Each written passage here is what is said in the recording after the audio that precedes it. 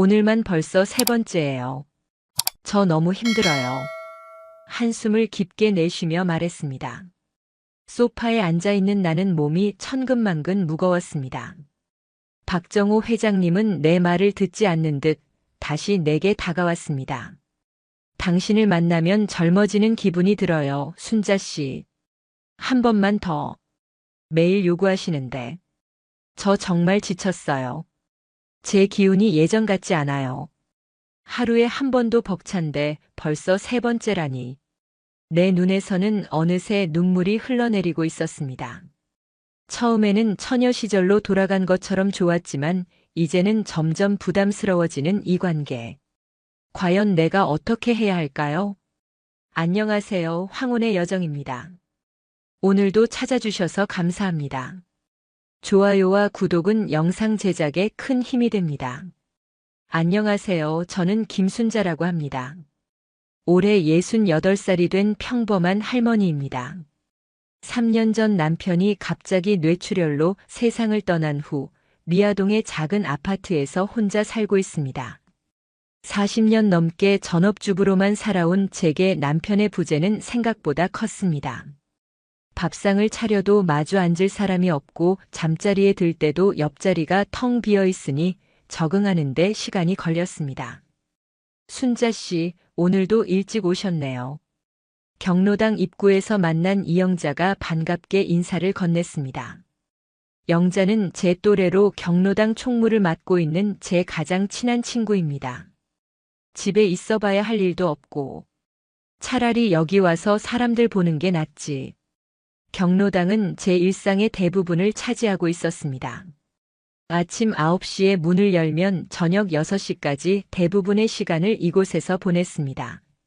화투도 치고 노래도 부르고 가끔은 다른 할머니들과 수다를 떨기도 했지만 사실 그것만으로는 채워지지 않는 무언가가 있었습니다. 오늘 새로운 회장님 오신대요. 전 회장님이 갑자기 건강이 안 좋아지셔서 사임하시고 세 분이 오신대. 영자가 작은 목소리로 귓속말을 했습니다. 누구신데? 박정호라고 미아동 3단지에 사시는 분이래요. 전직 군인이셨다던데? 그 말을 듣는 순간 어쩐지 가슴이 두근거렸습니다. 왜 그랬는지는 저도 모르겠습니다. 그저 새로운 변화가 있다는 것이 조금 설레었을지도 모릅니다. 정오가 되자 경로당 문이 열리고 한 남자가 들어왔습니다. 키가 180cm는 넘어 보이는 큰 키의 군인 출신답게 꼿꼿한 자세, 그리고 나이에 비해 젊어 보이는 얼굴이 인상적이었습니다. 모두가 조용해진 가운데 그가 자신을 소개했습니다. 안녕하십니까? 오늘부터 경로당 회장을 맡게 된 박정호입니다. 71세이고 육군 대령으로 예편했습니다. 앞으로 잘 부탁드립니다. 그의 목소리는 낮고 단단했습니다. 마치 젊은 시절 군인들에게 명령을 내리던 목소리 같았지만 노인들에게는 부드럽게 말을 건넸습니다. 경로당 회원들이 하나 둘 박정호 회장에게 인사를 건네는 동안 저는 자리에서 일어나지 못했습니다. 왜인지 심장이 빠르게 뛰었고 얼굴이 화끈거리는 느낌이었습니다. 저기 앉아 계신 분은 누구십니까? 갑자기 회장님의 시선이 저에게 향했고 모든 사람들이 저를 바라보았습니다. 아, 저는 김순자라고 합니다. 겨우 목소리를 내어 대답했습니다. 김순자님 반갑습니다. 혹시 금연초등학교 교사셨던 건 아니신지요? 그의 질문에 깜짝 놀랐습니다. 제가 40년 전에 잠시 초등학교 교사로 일했던 것을 어떻게 알았을까요? 네, 맞습니다. 결혼하기 전에 잠시 교사였었는데 어떻게 아셨어요? 제 아들이 금연초등학교를 나왔는데 가끔 김 선생님 이야기를 했었습니다. 혹시나 해서 여쭤봤는데 정말 그분이시네요. 그렇게 첫 만남이 시작되었습니다. 우연한 인연으로 시작된 대화는 그날 경로당 프로그램이 끝날 때까지 이어졌습니다. 박정호 회장은 어쩐지 다른 사람들보다 저에게 더 많은 관심을 보였습니다. 김 선생님, 앞으로 경로당 행사 계획에 대해 의견을 주시면 감사하겠습니다. 교육자 경험이 있으시니 좋은 아이디어가 많으실 것 같아서요. 모두가 귀가한 후 경로당을 정리하는 동안 회장님은 저에게 따로 말을 걸었습니다. 사실 제 아들이 금연 초등학교 3학년 때 담임이 김 선생님이셨다더군요. 늘 존경하는 선생님이었다고 했습니다. 그 말을 들으니 가슴이 따뜻해졌습니다. 오랫동안 잊고 지냈던 제 젊은 시절, 열정적으로 아이들을 가르치던 그때가 떠올랐습니다. 그렇군요. 참 반갑네요. 제자가 이렇게 인연이 되다니. 내일도 오실 거죠? 경로당 활성화 계획에 대해 좀 더 이야기 나누고 싶습니다. 그날 밤 저는 오랜만에 거울 앞에 오래 서 있었습니다. 주름진 얼굴, 하얗게 변한 머리카락. 예전의 모습은 찾아볼 수 없었지만 어쩐지 오늘따라 눈빛이 달라 보였습니다. 마치 젊은 시절로 돌아간 것처럼 두 눈에 반짝임이 돌아온 것 같았습니다. 내일은 뭘 입고 가지? 옷장을 열어 내일 입을 옷을 고르는 저 자신이 낯설었습니다. 남편이 떠난 후 처음으로 다음 날이 기대되었습니다. 다음 날부터 경로당의 분위기가 달라졌습니다. 박정호 회장은 다양한 프로그램을 도입했고 특히 건강 댄스라는 프로그램이 인기가 많았습니다. 쉬운 스텝에 춤을 배우며 건강도 챙기는 시간이었습니다. 김 선생님 자세가 참 좋으시네요. 역시 다르십니다. 댄스 시간에 회장님은 항상 저를 칭찬했습니다. 다른 할머니들은 순자가 젊었을 때 미인이었지라며 웃었지만 저는 그 말이 부끄러우면서도 기분이 좋았습니다. 일주일이 지나고 회장님은 저에게 개인적인 부탁을 했습니다. 김 선생님 혹시 내일 좀 일찍 오실 수 있을까요? 경로당 행사 계획을 같이 논의하고 싶어서요. 그렇게 저는 평소보다 1시간 일찍 경로당에 도착했습니다. 아직 아무도 오지 않은 조용한 경로당에서 회장님과 단둘이 있는 것이 어색했지만 이야기를 나누다 보니 시간이 금방 흘렀습니다. 선생님 실례지만 지금은 혼자 사세요? 갑작스러운 질문에 놀랐지만 자연스럽게 대답했습니다. 네, 3년 전에 남편이 먼저 떠났어요. 자식들은 다 출가해서 지금은 혼자 살고 있습니다. 저도 마찬가지입니다. 10년 전에 아내가 암으로 세상을 떠났어요. 자식들은 모두 해외에 나가 있고, 그렇게 우리는 서로의 삶에 대해 이야기를 나누게 되었습니다. 그의 눈빛이 진실되게 느껴졌고, 말 한마디 한마디가 제 마음에 와닿았습니다. 김 선생님처럼 지적이고 우아한 분이 혼자 계시다니 정말 아깝습니다. 그 말을 듣는 순간 제 심장이 빠르게 뛰기 시작했습니다. 언제부터였을까요? 누군가에게 여자로서 인정받는 느낌을 잊고 살았던 것 같습니다. 그날 이후로 박정호 회장과 저는 매일 아침 일찍 만나 이야기를 나누게 되었습니다. 처음에는 경로당 일에 관한 이야기였지만 점차 개인적인 이야기로 발전했습니다. 선생님 혹시 내일 저녁 시간 괜찮으세요? 제가 알고 있는 좋은 음악회가 있는데 혹시 함께 가실 수 있을까요? 그렇게 우리는 경로당 밖에서도 만나기 시작했습니다. 물론 회장과 자문위원이라는 명목으로요. 하지만 제 마음속에서는 다른 감정이 자라고 있었습니다. 음악회가 끝나고 집 앞까지 바래다 주는 길 갑자기 그가 제 손을 잡았습니다. 선생님 실례가 안 된다면 손 좀 잡아도 될까요? 차가운 가을 바람 속에서 느껴지는 그의 손의 온기는 마치 젊은 시절로 돌아간 것 같은 감각이었습니다. 손을 잡은 채 걸었을 뿐인데 온몸에 전율이 흐르는 것을 느꼈습니다. 내일도 봬요. 현관 앞에서 인사를 나누며 그가 살짝 제 볼에 입을 맞췄습니다. 너무 짧은 순간이었지만 그 느낌은 밤새도록 제 마음을 설레게 했습니다. 다음 날 경로당에서는 마치 아무 일도 없었던 것처럼 서로 공식적으로 대했습니다. 하지만 가끔씩 눈이 마주칠 때마다 비밀스러운 미소를 교환했습니다. 아이고, 순자 씨 요새 피부가 좋아졌네. 뭐 바르는 거라도 있어? 영자가 제 얼굴을 유심히 바라보며 물었습니다. 그냥 잠을 잘 자서 그런가 봐. 사실 저는 오랜만에 화장품을 사서 바르기 시작했고 매일 아침 거울 앞에서 머리를 정성껏 손질했습니다. 마치 소녀처럼 마음이 들뜨고 설레었습니다. 그날 저녁 경로당 문을 닫을 시간이 되었을 때 박정호 회장은 저에게 남아서 정리를 도와달라고 부탁했습니다. 모두가 떠나고 둘만 남았을 때 그가 갑자기 저를 끌어안았습니다.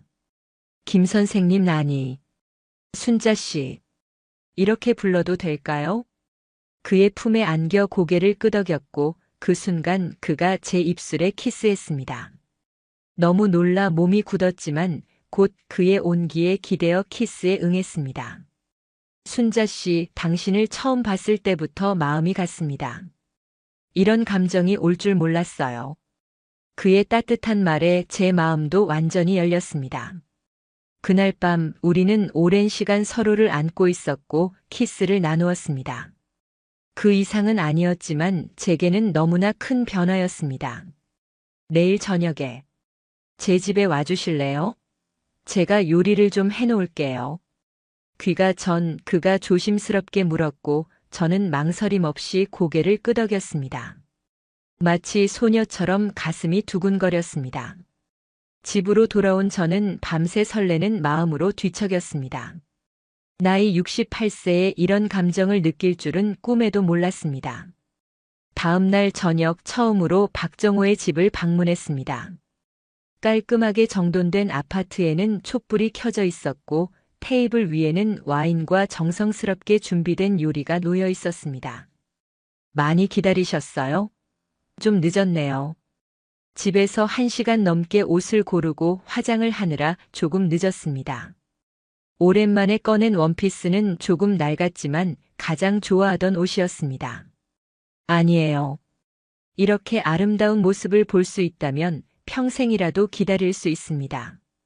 그의 말 한마디에 얼굴이 붉어지는 것을 느꼈습니다. 식사를 하면서 우리는 서로의 인생 이야기를 더 깊게 나누었습니다. 그는 군 생활 중 겪었던 일들, 아내와의 만남, 그리고 아내를 잃은 후의 외로움에 대해 이야기했습니다. 10년 동안 정말 아무도 만나지 않았나요? 제가 조심스럽게 물었습니다. 몇 번 소개팅도 했지만 마음이 열리지 않았어요. 하지만 순자 씨를 만나고 나서는 달라졌습니다. 마치 다시 살아있는 것 같은 기분이 들었어요. 와인 한 잔을 마시고 그가 제 손을 잡았습니다.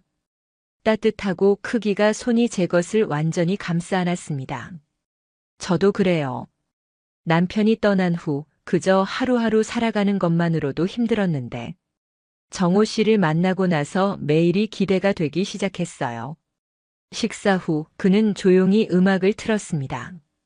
클래식 음악이 은은하게 흐르는 가운데 그가 제게 춤을 청했습니다. 함께 춤출까요? 거실에서 그와 춤을 추는 동안 그의 가슴에 기대어 느껴지는 심장 소리가 이상하게 편안하게 느껴졌습니다. 마치 오랜 세월 함께한 사람처럼 익숙하고 자연스러웠습니다. 춤이 끝날 무렵 그가 제 귓가에 속삭였습니다. 순자 씨, 오늘 밤 함께 있어 주실래요? 그 말에 제 가슴이 뛰었습니다. 제가 마지막으로 남자와 함께한 건 남편이 돌아가시기 몇 년 전이었습니다. 망설임이 보였을까요? 그가 다시 말했습니다. 부담스러우시면 괜찮습니다. 그냥 당신과 함께 시간을 보내고 싶을 뿐이에요. 하지만 저는 이미 마음을 정했습니다. 그의 손을 잡고 침실로 향했습니다. 그날 밤 오랜만에 여자로서의 감정을 느꼈습니다. 그의 부드러운 손길과 키스, 그리고 서로의 온기를 나누는 것은 마치 처음 경험하는 것처럼 떨리고 설레었습니다. 나이든 몸을 부끄러워했지만 그는 아름답다며 저를 안심시켜 주었습니다. 순자 씨, 당신은 정말 아름다운 여자예요. 그의 품에 안겨 잠이 들었고 아침에 눈을 떴을 때 그가 커피를 들고 와서 침대 옆에 앉았습니다. 잘 주무셨어요? 아침 식사도 준비해 놨어요. 마치 신혼처럼 행복한 아침이었습니다. 오랜만에 누군가가 준비한 아침 식사를 함께하며 창밖으로 비치는 햇살이 그날따라 유난히 아름답게 느껴졌습니다. 그날 이후로 우리는 정기적으로 만났습니다. 경로당에서는 회장과 회원이라는 관계를 유지하며 조심스럽게 행동했지만 저녁이 되면 그의 집이나 제 집에서 시간을 함께 보냈습니다. 점점 그의 요구가 많아졌지만 처음에는 그저 저를 사랑해주는 것 같아 행복했습니다. 누군가에게 원하는 사람이 된다는 것, 그것이 얼마나 오랜만에 느끼는 감정인지 모릅니다. 오늘 밤에도 와주실 거죠? 당신이 없으면 잠이 안 와요. 그의 문자 메시지에 설레며 준비를 했습니다. 거울을 보니 얼굴에 생기가 돌고 피부도 좋아진 것 같았습니다. 마치 10살은 젊어진 것 같았습니다. 순자야, 요새 왜 이렇게 예뻐진 거야? 뭔가 바르는 거라도 있어? 경로당에서 영자가 물었습니다. 아니야, 그냥. 마음이 편해져서 그런가 봐. 혹시 남자라도 생겼어? 요새 눈빛이 달라. 영자의 농담에 얼굴이 붉어졌지만 부정하지는 않았습니다. 오히려 작게 미소를 지었죠. 영자는 눈을 크게 뜨며 놀랐습니다. 진짜야? 누구신데? 나중에 이야기해 줄게. 아직은 비밀이야. 그렇게 몇 주가 지났고 우리의 관계는 점점 깊어졌습니다. 하지만 동시에 미묘한 변화도 느끼기 시작했습니다. 박정호는 점점 더 자주 만나기를 원했고 특히 육체적인 관계에 더 적극적이 되었습니다. 오늘도 와줄 거죠? 오늘은 특별한 걸 준비했어요. 처음에는 그의 열정이 좋았습니다. 나를 원한다는 것, 나의 몸을 원한다는 것. 그것 자체가 기쁨이었습니다. 하지만 점점 그 요구가 부담스러워지기 시작했습니다. 오늘은 좀 피곤해서. 아니에요. 당신을 보면 언제나 힘이 나요. 꼭 와주세요. 거절하기 어려운 그의 말에 저는 항상 결국 그를 만나러 갔습니다. 하지만 이제는 예전처럼 설레는 마음보다는 의무감이 더 커졌습니다. 2달 정도 지났을 무렵 저는 점점 지쳐가고 있었습니다. 박정호의 육체적 요구는 계속 늘어났고 제 나이에 감당하기 벅찬 수준이 되었습니다. 정호 씨, 오늘은 그냥 같이 있기만 하면 안 될까요? 너무 피곤해서. 순자 씨, 당신을 보면 참을 수가 없어요. 그냥 짧게만요, 네. 결국 저는 항상 그의 요구에 응했습니다. 하지만 몸도 마음도 점점 지쳐갔습니다. 어떤 날은 경로당에 가기 싫을 정도로 피곤했지만 그를 만나기 위해 억지로 나갔습니다. 순자야, 요새 얼굴색이 안 좋아 보여. 무슨 일 있어? 영자가 걱정스럽게 물었습니다. 아니야, 그냥 좀 피곤해서 그래. 요새 회장님이랑 많이 얘기하더라. 무슨 일 있어? 영자의 질문에 가슴이 철렁 내려앉았습니다. 혹시 우리 관계를 눈치챈 걸까요? 아니야, 그냥 경로당 일 때문에. 순자야, 나 너 오래 봐서 알아. 뭔가 있지? 결국 저는 영자에게 모든 것을 털어놓았습니다. 박정호와의 만남, 그리고 점점 부담스러워지는 관계에 대해서요. 순자야, 조심해. 그 사람. 소문이 안 좋더라. 무슨 소문? 서울 북부 경로당에서도 비슷한 일이 있었대. 여자 회원이랑 관계를 맺고 나중에는 완전히 무시했다던데. 영자의 말에 가슴이 철렁 내려앉았습니다. 그런 일이 있었다니. 하지만 한편으로는 믿기 싫었습니다. 박정호가 보여준 따뜻함과 배려는 진심이 아니었을까요? 그날 저녁 그의 집에 갔을 때 조심스럽게 물어봤습니다. 정호 씨, 혹시 예전에 다른 경로당에서도 일하신 적 있으세요? 그의 표정이 살짝 굳었습니다. 네, 몇 군데 있었죠. 왜요? 그냥 궁금해서요. 더 이상 질문하지 못했습니다. 하지만 그날 밤 그의 행동은 조금 달랐습니다. 더 다정하고 다시 처음처럼 배려심 있게 대해주었습니다. 마치 제 의심을 알아차린 것처럼요. 순자 씨, 당신을 정말 좋아해요.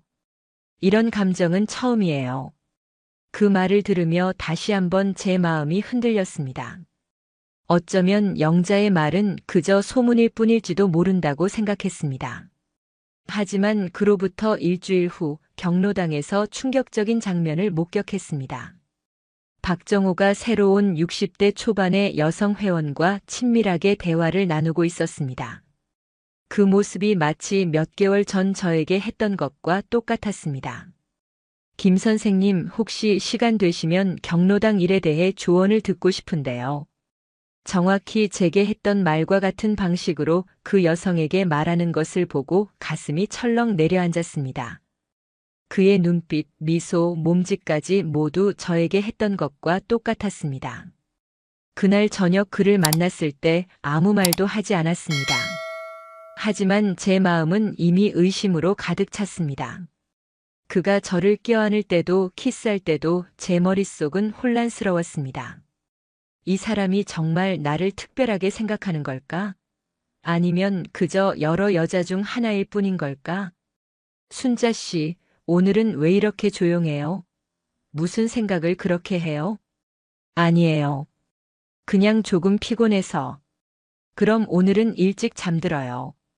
내가 안아줄게요. 그날 밤 그는 평소보다 더 열정적으로 저를 안았습니다. 마치 제 마음이 멀어지는 것을 느끼고 붙잡으려는 듯이요.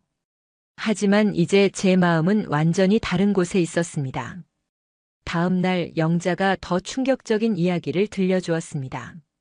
순자야, 회장님이 또 다른 경로당에도 나간대.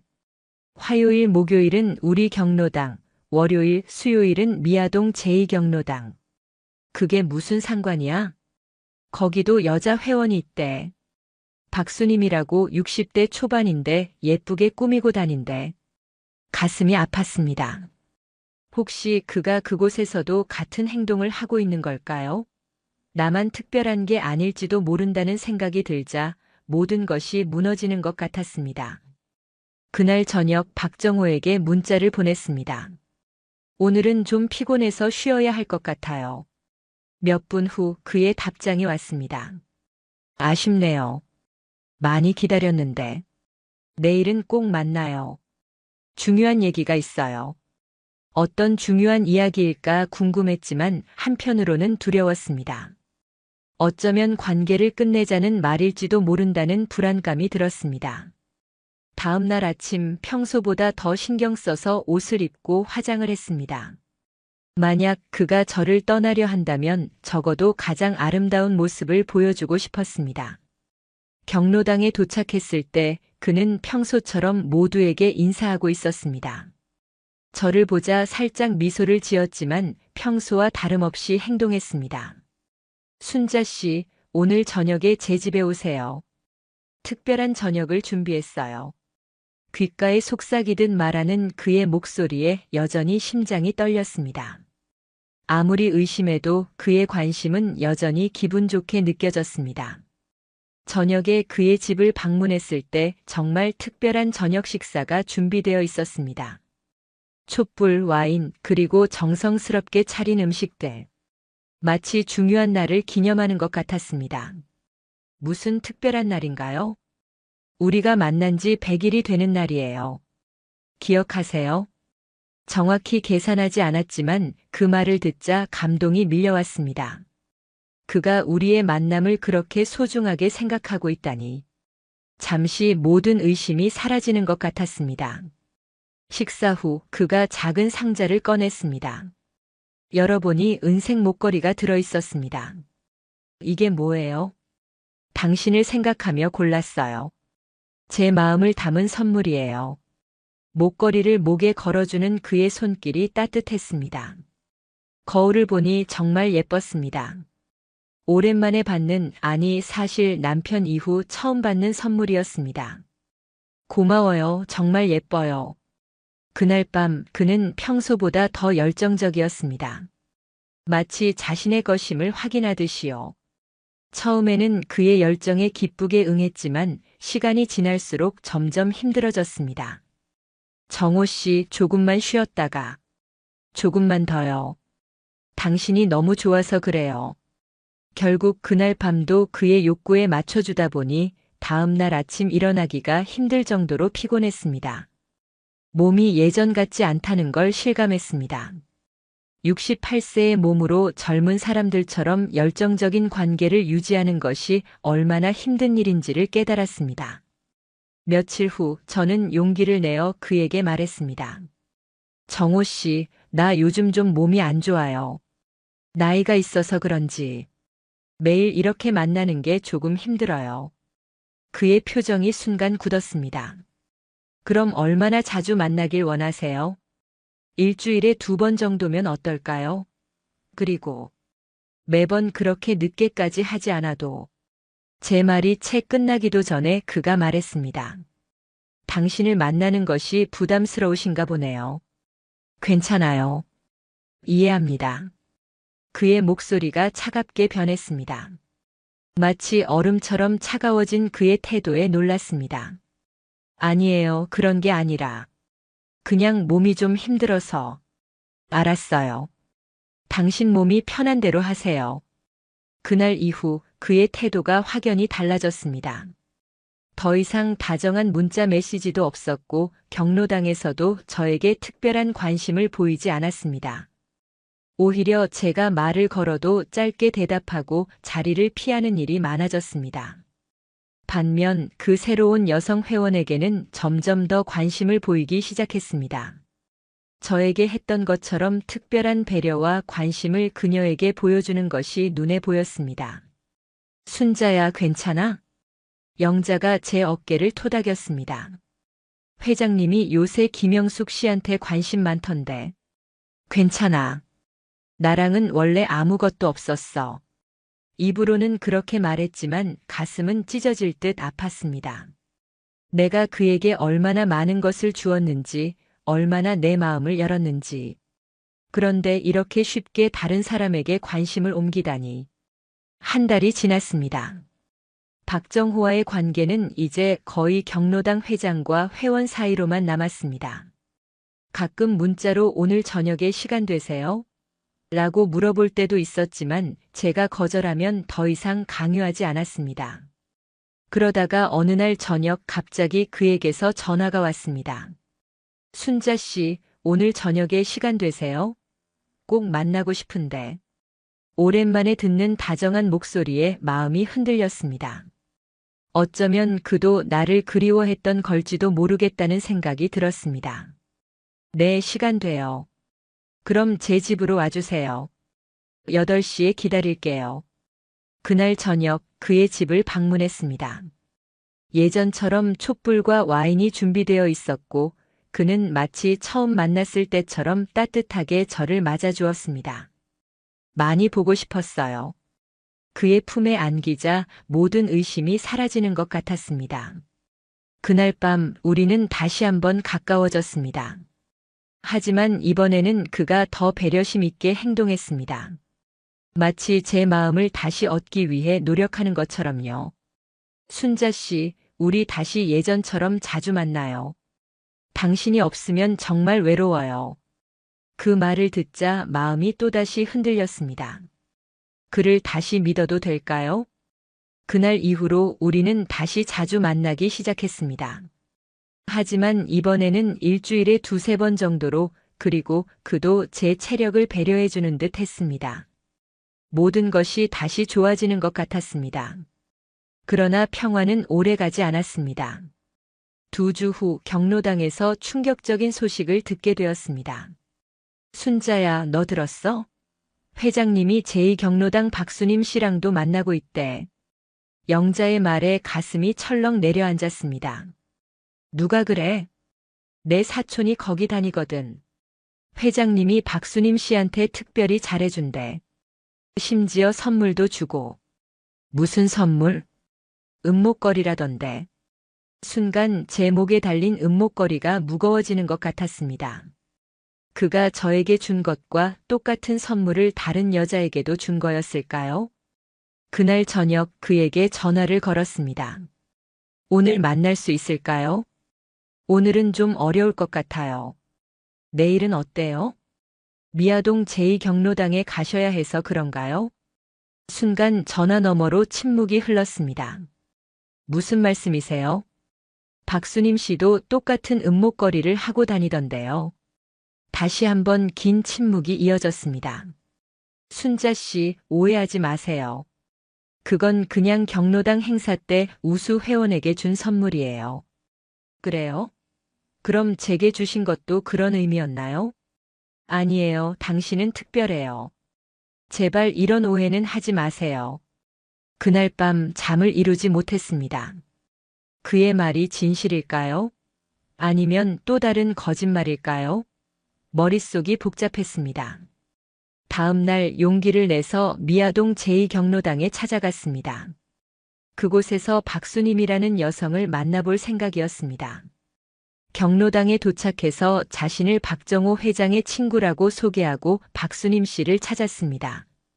박수님 씨요? 오늘 안 오셨어요. 어제 회장님이랑 같이 어디 가셨다던데. 그 말을 듣는 순간 가슴이 무너졌습니다. 어제 그가 만날 수 없다고 했던 이유가 바로 이 여자 때문이었던 거군요. 경로당을 나와 집으로 향하는 길 눈물이 멈추질 않았습니다. 이렇게 쉽게 속았다는 사실이 너무 부끄러웠습니다. 68세의 나이에 사랑에 빠져 이런 배신을 당하다니. 스스로가 너무 한심하게 느껴졌습니다. 집에 도착해서 가장 먼저 한 일은 그가 준 목걸이를 벗는 것이었습니다. 아마 여러 여자에게 똑같은 선물을 주며 똑같은 말을 했겠지요. 당신을 생각하며 골랐어요. 눈물을 닦고 그에게 문자를 보냈습니다. 더 이상 만나지 말아요. 모든 걸 알게 되었어요. 몇 분 후 그의 전화가 왔지만 받지 않았습니다. 대신 그의 문자를 읽었습니다. 오해입니다. 제발 한 번만 만나서 얘기해요. 그의 메시지를 무시하고 휴대폰을 끄고 침대에 누웠습니다. 그날 밤은 한없이 울었습니다. 다음 날 아침 핸드폰을 켜자 그에게서 온 수십 개의 부재중 전화와 문자가 있었습니다. 마지막 문자가 눈에 들어왔습니다. 오늘 경로당에 오지 않으면 당신에 대한 모든 것을 다른 회원들에게 말하겠습니다. 가슴이 철렁 내려앉았습니다. 설마 그가 우리의 관계를 공개적으로 폭로하겠다는 건가요? 그동안 우리의 관계는 비밀이었고 경로당의 다른 회원들이 알게 되면 제가 얼마나 창피할지. 결국 저는 경로당에 가기로 했습니다. 하지만 평소보다 조금 늦게 도착했고 모두가 있는 자리는 피했습니다. 순자야, 어디 있었어? 회장님이 내 얘기 물어봤어. 영자가 다가와 물었습니다. 나 좀 아파서. 근데 회장님이 오늘 이상해. 뭔가 화가 난 것 같아. 그 말을 듣자마자 박정호가 저를 향해 걸어오는 것이 보였습니다. 그의 눈빛이 달랐습니다. 차갑고 무서웠습니다. 김순자 씨, 잠깐 얘기 좀 할 수 있을까요? 경로당 사람들 앞에서 공식적인 말투로 저를 부르는 그의 모습에 식은땀이 났습니다. 저는 조용히 그를 따라 밖으로 나갔습니다. 왜 전화를 안 받았어요? 더 이상 할 말 없어요. 모든 걸 알았으니까. 뭘 안다는 거예요? 당신이 박수님 씨하고도 같은 관계라는 걸요. 그리고 아마 다른 여자들도 있겠죠? 그의 표정이 굳었습니다. 그리고는 갑자기 태도가 바뀌었습니다. 그래서요. 우리는 그냥 서로 외로움을 달래주는 사이였잖아요. 당신이 그걸 뭘로 착각한 거죠? 그 말이 제 가슴을 칼로 찌르는 것 같았습니다. 정말 그렇게 생각했던 건가요? 그저 외로움을 달래는 관계였을 뿐.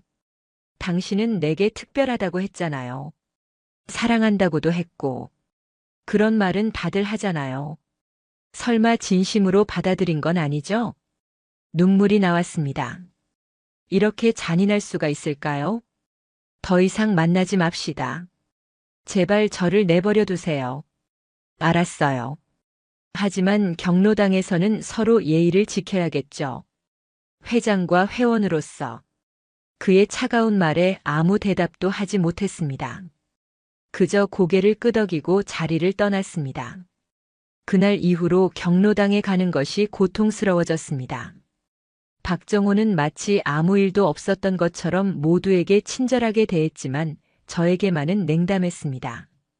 심지어 제가 질문을 해도 짧게 대답하고 금방 자리를 피했습니다. 순자야, 회장님하고 무슨 일 있었어? 너한테만 유독 차갑던데. 영자의 질문에 대답할 수 없었습니다. 그저 아니야, 그냥 기분 탓이겠지. 라고 얼버무렸습니다. 하지만 상황은 점점 더 악화되었습니다. 경로당에서 박정호는 점점 더 노골적으로 저를 무시하기 시작했습니다. 제가 내는 의견은 항상 묵살되었고 행사에서도 저만 배제되는 일이 많아졌습니다. 오늘 봉사활동은 5명만 필요합니다. 김순자 씨는 다음에 기회가 있을 거예요. 그렇게 말하면서 다른 여성 회원들, 특히 그 새로 온 회원을 우선적으로 선택했습니다.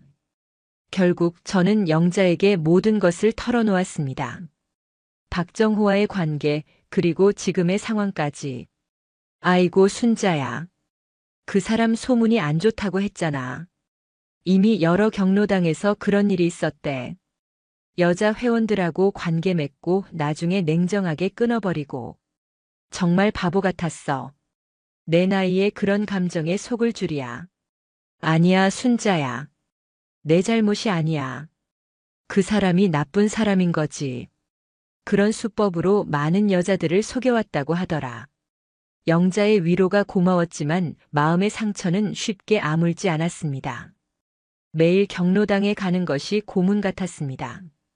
하지만 다니던 경로당을 갑자기 바꾸기도 어려웠고 그렇다고 집에만 있자니 외로움이 너무 컸습니다. 그렇게 한 달이 더 지났습니다. 경로당에서의 생활은 점점 더 힘들어졌습니다. 박정호는 이제 공개적으로 저를 무시했고 다른 회원들도 그의 태도에 영향을 받아 저를 소외시키기 시작했습니다. 김순자 씨, 이번 행사 준비에 참여하지 않으셔도 될 것 같아요. 다른 분들이 충분히 있으니까요. 이런 식으로 점점 경로당 활동에서 배제되기 시작했습니다. 영자만이 저를 계속 챙겨주었습니다. 순자야, 차라리 다른 경로당으로 옮기는 게 어때? 이대로는 너무 힘들잖아. 영자의 제안이 맞았지만 쉽게 결정하지 못했습니다. 이 동네에서 40년 넘게 살았고 이 경로당에도 오랫동안 다녔는데 갑자기 옮기는 것이 쉽지 않았습니다. 그러던 어느 날 딸 수민이 갑자기 경로당에 찾아왔습니다. 엄마, 여기 계셨군요. 수민아, 웬일이야? 갑자기? 지나가다가 들렀어요. 엄마 뵌지 좀 됐잖아요.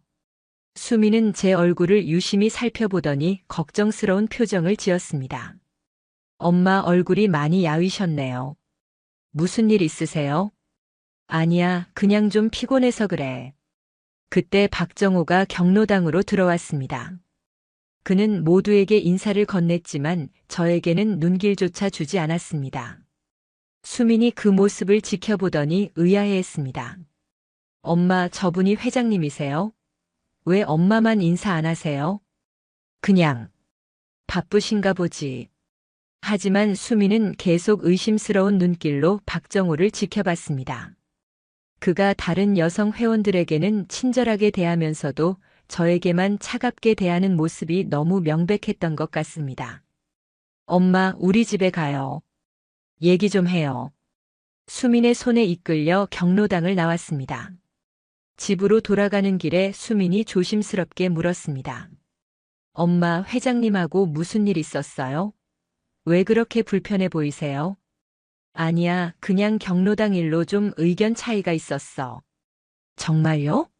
엄마, 전 다 큰딸이에요. 무슨 일인지 말해주세요. 결국 저는 수민에게 모든 것을 털어놓았습니다.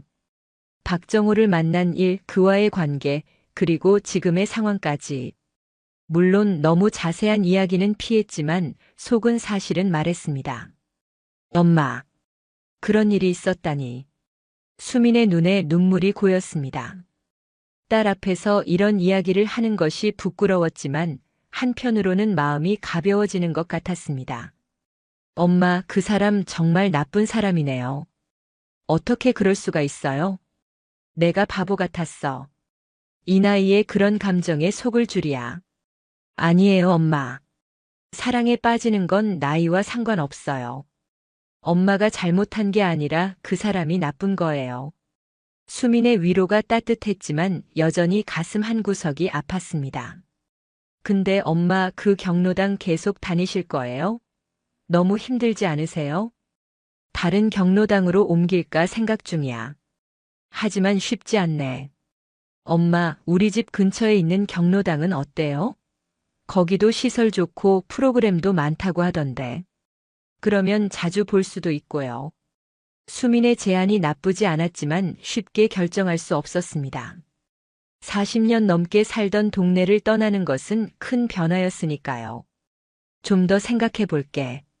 그날 저녁 수민은 제 집에서 하룻밤 묵기로 했습니다. 오랜만에 딸과 함께하는 시간이 좋았습니다. 저녁 식사를 준비하면서 수민이 물었습니다. 엄마, 할머니가 되셨는데도 여전히 아름다우세요. 아무도 엄마가 68세라고 믿지 않을 거예요. 그 말을 듣자 그동안 박정호가 해줬던 말들이 떠올랐습니다. 그도 비슷한 말을 했었죠. 하지만 이제는 그 말들이 모두 거짓이었음을 알았습니다. 수민아, 고마워. 하지만 엄마는 이제 늙었어. 거울에서 보이는 주름들, 흰 머리카락들. 나이는 속일 수 없는 거야. 그래도 엄마는 아름다우세요. 외모뿐만 아니라 마음도요. 딸의 진심 어린 말에 가슴이 따뜻해졌습니다. 이렇게 진심으로 나를 사랑해주는 딸이 있다는 것이 얼마나 감사한지 새삼 느꼈습니다. 다음 날 아침 식사를 하던 중 초인종이 울렸습니다. 문을 열어보니 제 손자 민우가 서 있었습니다. 할머니, 엄마가 여기 계신다고 해서 왔어요. 14살 손자 민우는 항상 활기차고 밝았습니다. 그의 모습을 보니 기분이 좋아졌습니다. 민우야, 어서 와라. 아침 먹었니? 아니요, 아직이요. 우리 셋은 함께 아침 식사를 했습니다. 오랜만에 가족과 함께하는 시간이 너무 행복했습니다. 식사 후 수민이 제안했습니다. 엄마, 오늘 경로당 안 가시고 우리랑 같이 놀러 가요. 어디로? 그냥 근처 공원이라도 가요. 날도 좋은데. 수민의 제안을 받아들이려고 했는데 갑자기 민우가 물었습니다. 할머니, 이거 누가 준 거예요? 민우가 가리킨 것은 탁자 위에 놓인 박정호가 준 목걸이였습니다. 목에서 벗어 던져두었던 그 목걸이를 아직 버리지 못했던 것입니다. 아, 그거. 그냥. 혹시 경로당 회장님이 주신 거예요? 민우의 갑작스러운 질문에 놀랐습니다. 어떻게 알았을까요? 민우야, 그걸 어떻게 알아? 지난번에 할머니 경로당에 갔을 때 봤어요. 그 회장님이 다른 할머니한테도 똑같은 거 줬던데. 순간 숨이 멎는 것 같았습니다. 민우가 무엇을 본 것인지 궁금했습니다. 다른 할머니라니? 네, 제가 할머니 찾으러 갔다가 회장실 앞을 지나가는데 회장님이 어떤 할머니한테 똑같은 목걸이 주면서 특별히 당신을 위해 골랐어요 라고 하던데요. 그 말을 듣는 순간 가슴이 무너지는 것 같았습니다. 정말로 박정호는 다른 여성들에게도 똑같은 선물을 하고 똑같은 말을 했던 것입니다. 모든 것이 거짓이었습니다. 민우야, 언제 본 거니? 한 달 전쯤이요. 할머니 생일 때 깜짝 방문하려고 갔다가요. 민우의 말에 수민이 눈을 크게 뜨며 저를 바라봤습니다. 그제야 모든 것이 명확해졌습니다. 엄마, 그 사람 정말. 더 이상 말이 필요 없었습니다. 이제 모든 것이 분명했고 제가 얼마나 어리석었는지 깨달았습니다. 민우야, 고마워. 내 덕분에 할머니가 중요한 걸 알게 됐어. 제가 뭐요? 민우는 자신이 무슨 일을 한 것인지 잘 모르는 눈치였지만 저에게는 큰 깨달음의 순간이었습니다. 그날 오후 우리 셋은 함께 공원을 산책했습니다. 맑은 가을 하늘 아래 가족과 함께하는 시간이 얼마나 소중한지 느꼈습니다. 가끔 박정호 생각이 나기도 했지만 이제는 그저 지나간 일로 여겼습니다. 엄마 결정하셨어요? 우리 동네 경로당으로 옮기실래요? 응, 그래야 할 것 같아. 여기 있으면 계속 그 사람 볼 텐데 그럴 자신이 없어. 수민의 얼굴에 안도의 표정이 스쳤습니다. 아마 저보다 더 걱정했던 모양입니다. 잘 결정하셨어요. 새로운 시작을 하는 거예요. 그날 밤 수민과 민우가 돌아간 후 혼자 있는 시간에 많은 생각이 들었습니다. 박정호와의 일이 왜 그렇게 되었는지, 내가 뭘 잘못했는지. 하지만 곧 깨달았습니다. 내 잘못이 아니라는 것을요. 그는 처음부터 여러 여성들을 속여왔고 저는 그저 그중 하나였을 뿐입니다. 다음 날 마지막으로 미아동 경로당에 가기로 했습니다. 짐을 정리하고 인사를 하기 위해서였습니다. 경로당에 도착했을 때 영자가 먼저 저를 발견하고 반갑게 맞아주었습니다. 순자야, 어제 안 왔더라. 무슨 일 있었어? 영자야, 나 다른 경로당으로 옮기려고 해. 수민이 사는 동네 쪽으로. 영자의 얼굴이 슬퍼졌습니다. 그래? 섭섭하다. 하지만 이해해. 여기서는 너무 힘들었을 테니까. 그때 박정호가 경로당으로 들어왔습니다. 그는 저를 보자 잠시 멈칫했지만 곧 아무 일도 없었다는 듯이 다른 회원들에게 인사를 건넸습니다. 영자야, 난 짐 좀 정리할게. 영자의 손을 꼭 잡고 사물함이 있는 방으로 향했습니다. 그곳에서 제 물건들을 정리하고 있는데 문이 열리고 박정호가 들어왔습니다. 떠나신다고 들었습니다. 차가운 목소리였습니다. 저는 고개를 들지 않고 계속 물건을 정리했습니다. 네, 다른 경로당으로 옮깁니다. 그래요? 아쉽네요. 그의 말에는 어떤 진심도 느껴지지 않았습니다. 저는 마지막으로 그를 똑바로 바라보기로 했습니다. 회장님, 제가 왜 떠나는지 아시죠? 개인적인 이유가 있겠죠. 네, 아주 개인적인 이유요. 당신 같은 사람을 더 이상 보고 싶지 않아서요. 그의 표정이 굳었습니다. 뭐라고요? 당신이 다른 여자들에게도 똑같은 선물을 주고 똑같은 말을 한다는 걸 알았어요. 제 손자가 직접 봤대요. 그제야 그의 얼굴에 당혹감이 스쳤습니다. 분명 그런 일이 들통날 거라고는 생각하지 못했던 것 같습니다. 그건 오해예요. 더 이상의 거짓말은 그만두세요. 이제 모든 걸 알았어요. 그리고 떠날 거예요. 마지막 물건까지 가방에 넣고 자리에서 일어났습니다. 그의 곁을 지나치려는데 그가 제 팔을 잡았습니다. 순자 씨, 정말로 떠날 건가요? 순간 그의 목소리가 달라졌습니다. 조금 더 부드럽고 진심이 담긴 것처럼 느껴졌습니다. 하지만 이제는 속지 않을 것입니다. 네, 그리고 다시는 연락하지 마세요. 그의 손을 떨쳐내고 밖으로 나왔습니다. 영자가 기다리고 있었습니다. 어떻게 됐어? 이제 끝났어. 모든 게 다. 영자는 아무 말 없이 저를 꼭 안아주었습니다. 그 따뜻함에 눈물이 났습니다. 영자야, 고마워. 내가 없었으면 더 힘들었을 거야. 뭘, 우린 친구잖아. 가끔 연락해. 보고 싶을 거야. 경로당을 떠나는 발걸음이 무거웠지만 한편으로는 홀가분한 기분이었습니다. 마치 무거운 짐을 내려놓은 것 같았습니다. 수민이 사는 동네로 이사한 지 일주일이 지났습니다. 새로운 아파트는 조금 작았지만 필요한 모든 것이 갖춰져 있었고 무엇보다 딸과 손자가 가까이 있어서 좋았습니다. 할머니, 저 왔어요. 민우가 학교를 마치고 종종 제 집에 들렀습니다. 아이의 밝은 에너지가 집안을 환하게 만들었습니다. 민우야, 과자 먹을래? 할머니가 방금 구웠어. 네. 할머니 과자가 최고예요. 민우와 함께 시간을 보내는 것이 큰 위로가 되었습니다. 그의 순수한 웃음과 제잘거림이 제 마음의 상처를 조금씩 치유해 주었습니다. 새로운 경로당에도 등록했습니다. 처음에는 낯설고 어색했지만 다들 친절하게 대해주셔서 금방 적응할 수 있었습니다.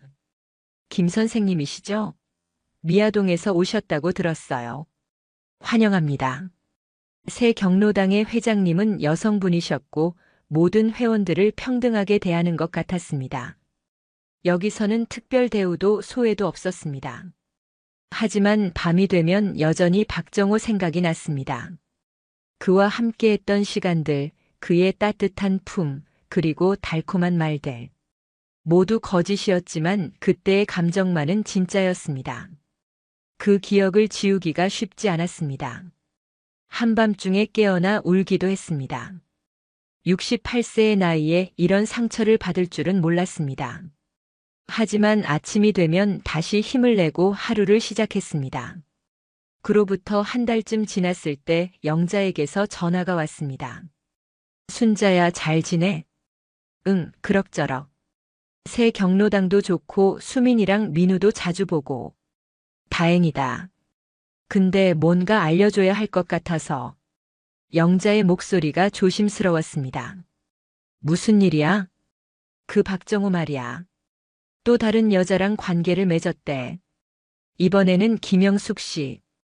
가슴이 아팠지만 이제는 예전처럼 무너지지 않았습니다. 오히려 제가 그 상황에서 빠져나온 것이 다행이라는 생각이 들었습니다.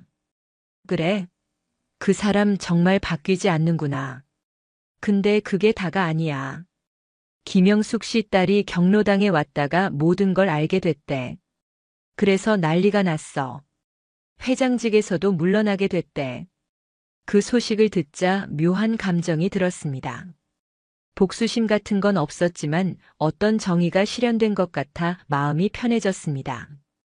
그렇구나. 결국 그런 짓을 계속하면 언젠가는 대가를 치르게 되는 법이지. 맞아. 순자야, 너 정말 잘 버텼어. 그리고 용감했어. 영자의 위로가 고마웠습니다. 전화를 끊고 나서 창밖을 바라봤습니다. 겨울이 지나고 봄이 오고 있었습니다. 새싹이 돋고 꽃이 피어나는 계절. 마치 제 인생처럼 다시 새롭게 시작할 수 있는 시간이었습니다. 그날 저녁 수민이 방문했습니다. 엄마, 오늘 좀 어때요? 얼굴색이 좋아 보이시네요. 응, 오늘은 기분이 좋아. 봄이 오는 것 같아서 그런가 봐. 엄마, 새 경로당은 어때요? 적응 잘하셨어요? 응, 다들 친절하고 좋아. 프로그램도 다양하고. 다행이에요. 엄마가 행복해 보여서 저도 기뻐요. 수민과 이야기를 나누다가 문득 궁금한 것이 생각났습니다. 수민아, 엄마가 그런 일을 겪었을 때 많이 실망했지? 수민은 잠시 생각하더니 고개를 저었습니다. 아니에요, 엄마. 오히려 존경스러웠어요. 존경스러웠다고? 왜? 엄마가 나이가 들었다고 해서 감정이 없는 게 아니잖아요. 사랑에 빠지고 상처받고 그리고 다시 일어서는 모습. 그건 어떤 나이에도 겪을 수 있는 일이에요. 엄마가 그 과정을 용감하게 헤쳐나가는 걸 보니 정말 강한 분이라고 생각했어요. 수민의 말에 눈시울이 붉어졌습니다. 딸에게 이런 말을 들을 수 있다는 것이 얼마나 큰 위로가 되는지 모릅니다. 고마워, 수민아. 엄마는 한때 자신이 너무 바보 같다고 생각했어. 이 나이에 그런 감정에 속아 넘어가다니. 엄마, 사랑에 나이 제한이 어딨어요? 엄마도 여자고 감정이 있는 사람이에요. 그런 감정을 느낄 수 있다는 건 오히려 축복이라고 생각해요. 비록 그 사람이 나쁜 사람이었지만 엄마의 마음은 아름다웠어요. 수민의 말이 제 가슴 깊숙이 와닿았습니다. 그래요, 내 감정은 진실했습니다. 비록 상대방은 거짓이었지만 내가 느꼈던 설렘과 행복은 진짜였습니다. 수민아, 정말 고마워. 엄마한테 큰 위로가 되는구나. 그날 밤 오랜만에 편안하게 잠들 수 있었습니다. 더 이상 박정호의 유령에 시달리지 않았고 스스로에 대한 실망감도 사라졌습니다. 이제는 새로운 시작을 할 준비가 되었습니다. 오늘의 이야기는 여기까지입니다. 끝까지 들어주셔서 감사합니다. 여러분의 인생에도 어떤 나이에든 새로운 시작이 있다는 것을 기억하세요. 나이는 단지 숫자일 뿐 진정한 행복을 찾는 데는 결코 늦지 않습니다. 구독과 좋아요, 그리고 여러분의 생각을 댓글로 남겨주세요. 다음에는 더 따뜻하고 감동적인 이야기로 찾아뵙겠습니다.